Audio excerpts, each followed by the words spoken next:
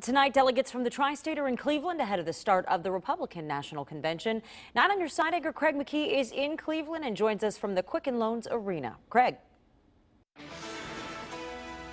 Good evening to you, Julie. We're here on the floor of the Quicken Loans Arena, also referenced as the Q. You can see the convention stage behind us is set and the buzz is starting to build. The Ohio delegation will actually sit in the seats right here behind me. Kentucky is just across the aisle, and the buzz is already building. In fact, a number of events have already started to take place here in and around Cleveland as the delegates have come together to start celebrating what is their week of this election cycle. In fact, we stopped by one event where Attorney General Mike DeWine was being honored. A number of members from the Ohio Republican Party there as well, just mingling, enjoying some food on this night, the night before the convention is set to begin. And we actually asked him, how do you come together as a party under Donald Trump this week? You know, everybody has to make their own decision, what they think is best.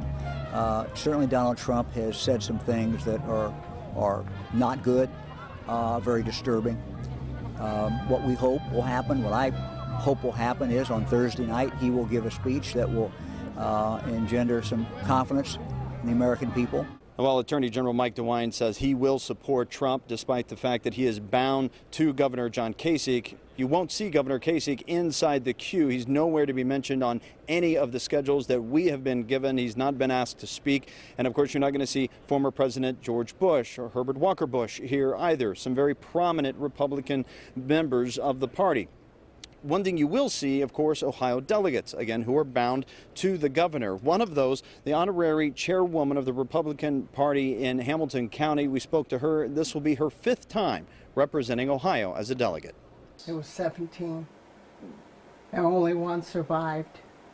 Did you think it would be Donald Trump surviving Ohio? As an Ohio delegate, Marianne Christie's vote remains with Governor John Kasich, but she admits she's grown to support Trump despite not agreeing with everything he says. I think it's wrong to talk about a wall.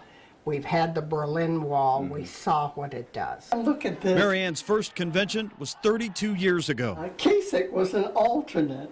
I mean, this is 84.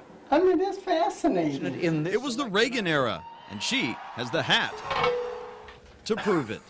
This is what I bought when I was at the Reagan convention. I even have the Reagan pin over there. She's collected other pins too. Because McCain didn't, that's not even opened. Gotta say this is a good Barry Goldwater. I was getting this ready. Her Trump hat is all blinged out for the week ahead. She admits she likes the fact Donald Trump broke the mold of the Republican Party.